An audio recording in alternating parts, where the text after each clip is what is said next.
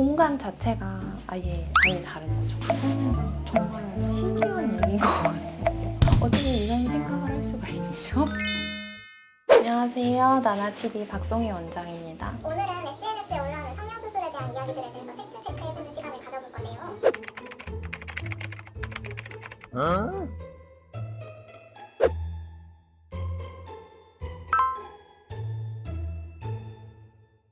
구축이 무조건 오는 게 아니고 온다고 해도 이게 무조건 10년 안에 온다? 그것도 사실 그렇다고 보기는 어려운 것 같아요. 재수술 하시는 분들 중에 구축도 당연히 있기는 하지만 사실 생각보다 비율이 굉장히 적고 대부분 이용적으로 전체적으로 모양을 조금 재수정하기 위해서 수술을 하시는 분들이 많고 기능적인 문제나 아니면은 정말 심각한 부작용 때문에 재수술을 하는 경우는 생각보다 그렇게 많지는 않습니다.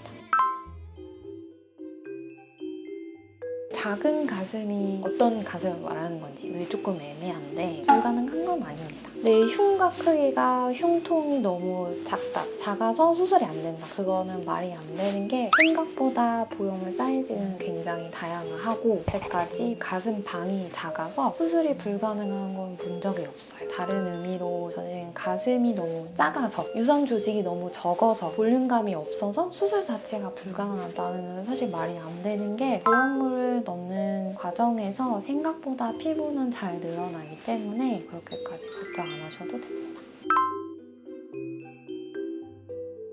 저는 정말 신기한 얘기인 것 같아요. 어떻게 이런 생각을 할 수가 있죠? 우리 몸이 보형물로부터 보호하기 위해서 얇은 막을 쌓기 때문에 다른 공간에 있는 거라고 생각하시면 돼요. 혈액순환에 전혀 관여하지 않아요. 만약 그 전날 피곤을 하셨던 보형물을 제거해서 혈액순환이 좋아졌다고 해도 4시간 만에 이렇게 되는 것도 사실 말이 안 되는 것 같습니다.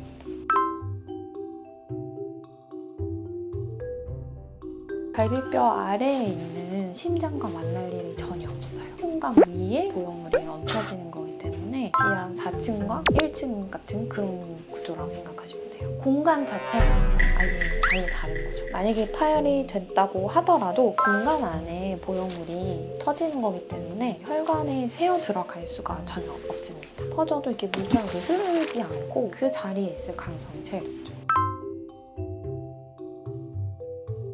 근데 그렇다고 이게 심각한 부작용이라고 볼 수도 없는 게 수술 안 해도 노화가 진행이 되면서 처지기 때문에 무조건 어떤 이유에서 처짐이 생기는 거다라고 보기에는 좀 어려운 것 같아요. 부작용이라기보다는 전반적인 사람들이 리프팅에 관심이 많아진 건데 이게 이렇게 우연히 겹쳐서 그렇게 생각하실 수도 있을 것 같아요. 맞기도 한데 반대로 아니기도 한 게 일시적으로 눈이 붓거나 결막 부종이 온다든지 국소마취 약 때문에 움직임이 좀 불편하기도 하고 여러 가지 원인에 의해서 일시적으로 좀 시력이 떨어진 것 같다 조금 불편함을 느끼실 수는 있는데 시간이 지나면서 붓기 빠지고 나면 원래 시력대로 다 돌아올 수 있습니다. 멍이 안 빠졌다. 멍은 정말 많이 오래 가도 2주에서 한 달까지 멍이 안 빠졌다고 느끼시는 게 멍이 아니라 전체적으로 붓기 이런 거 아닐까요? 멍은 정말 혈관이 터지면서 피부가 보라색, 빨갛게 이렇게 보이는 게 있는데 구체적인 혈액순환이나 붓기가 조금 덜 빠졌을 때 그런 거를 멍이라고 생각하는 게 아닐까 싶은데 상담을 할 때 이렇게까지 걱정되시면은 수술하시는 걸 한번 생각을 해보세요 이렇게 말씀을 드리기는 하는 게 아무리 부작용 확률이 낮다고는 하지만 이게 나한테 생기면은 굉장히 크게 다가오고 심각하게 느껴지실 수는 있잖아요. 부작용 확률은 대부분 수술은 다 있기 때문에 그거를 우선 생각을 해보고 수술을 진행해 주시면 좋겠습니다. 오늘은 커뮤니티에서 보는 몇 가지 썰들에 대해서 얘기를 해봤는데요. 너무 걱정 안 하셔도 되는 게 인터넷에 있는 글들은 물론 맞는 부분도 있고 틀린 부분도 있는데 사실 제일 정확한 거는 직접 병원에 오셔서 정확한 전문의와 상담을 받으시는 게 제일 정확한 것 같습니다. 오늘 영상 재밌으셨다면 구독, 좋아요, 알림 설정 부탁드립니다. 안녕!